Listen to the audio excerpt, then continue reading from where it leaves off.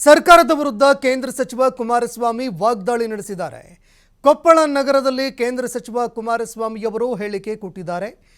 ಪ್ರತಿನಿತ್ಯ ಗ್ಯಾರಂಟಿ ಯೋಜನೆಗಳನ್ನು ಭಜನೆ ಮಾಡೋದು, ಕೇಂದ್ರ ಸರ್ಕಾರವನ್ನು ದೂಷಣೆ ಮಾಡೋದನ್ನು ಬಿಟ್ಟುಬಿಟ್ಟು ಬೇರೆ ಏನನ್ನೂ ಕೂಡ ಈ ಸರ್ಕಾರದಿಂದ ನಿರೀಕ್ಷೆ ಮಾಡೋದಕ್ಕೆ ಸಾಧ್ಯ ಇಲ್ಲ. KKRDBಗೆ 5,000 ಕೋಟಿ ಕೊಡ್ತೀವಿ ಅಂತ ಹೇಳಿ ಕೊಟ್ಟಿಲ್ಲ. ಜನರು ಸರ್ಕಾರದ ಖಜಾನೆ ತುಂಬಿಸೋದಕ್ಕೆ ಸಹಕಾರ ಕೊಟ್ಟಿದ್ದಾರೆ. ಗ್ಯಾರಂಟಿ ಹೆಸರಿನಲ್ಲಿ ಜನರು ಹೆಚ್ಚಿನ ತೆರಿಗೆ ಕಟ್ತಾ ಇದ್ದಾರೆ. ಆದರೆ ಈ ಹಣ ಎಲ್ಲಿಗೆ ಹೋಗ್ತಾ ಇದೆ ಅಂತ HD ಕುಮಾರಸ್ವಾಮಿ ಪ್ರಶ್ನೆ ಮಾಡಿದ್ದಾರೆ. ನಾಡಿನ ಸಂಪತ್ತು ವಾಮ ಮಾರ್ಗದಲ್ಲಿ ದುರ್ಬಳಕೆ ಆಗ್ತಾ ಇದೆ ಅಂತ ಗಂಭೀರ ಆರೋಪ ಮಾಡಿದ್ದಾರೆ. ನನ್ನ ಅಭಿಪ್ರಾಯದಲ್ಲಿ ಸರ್ಕಾರದಲ್ಲಿ ಖಜಾನೆ ಖಾಲಿ ಇಲ್ಲ, ಸರ್ಕಾರದಲ್ಲಿ ದುಡ್ಡಿದೆ.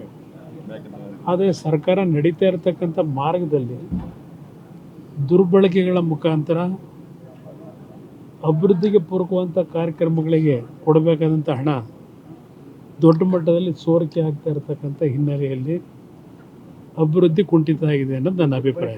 ರಾಜ್ಯದಲ್ಲಿ ನಾಡಿನ ಜನತೆ ಸರ್ಕಾರದ ಖಜಾನೆಯನ್ನು ತುಂಬಿಸ್ತಕ್ಕಂಥ ಕೆಲಸದಲ್ಲಿ ನಾಡಿನ ಜನತೆ ಸಂಪೂರ್ಣವಾಗಿ ಸರ್ಕಾರಕ್ಕೆ ಸಹಕಾರ ಕೊಟ್ಟಿದ್ದಾರೆ. ನೀವೆಲ್ಲ ಗಮನಿಸ್ತಾ ಇದ್ದೀವಿ, ಕಳೆದ 2 ವರ್ಷದಲ್ಲಿ ಗ್ಯಾರಂಟಿ ಕಾರ್ಯಕ್ರಮಗಳನ್ನು ಕೊಡ್ತಕ್ಕಂಥ ಹಿನ್ನೆಲೆಯಲ್ಲಿ ಆ ಒಂದು ಕಾರಣಗಳನ್ನು ಕೊಟ್ಟು ಯಾವ ಬಾಪ್ನಲ್ಲಿ ಎಷ್ಟೆಷ್ಟು ತೆರಿಗೆಯನ್ನು ಏರಿಕೆ ಮಾಡಿ ಜನಗಳ ಜೋಬಕ್ಕೆ ಕೈ ಹಾಕಿದ್ದಾರೆ.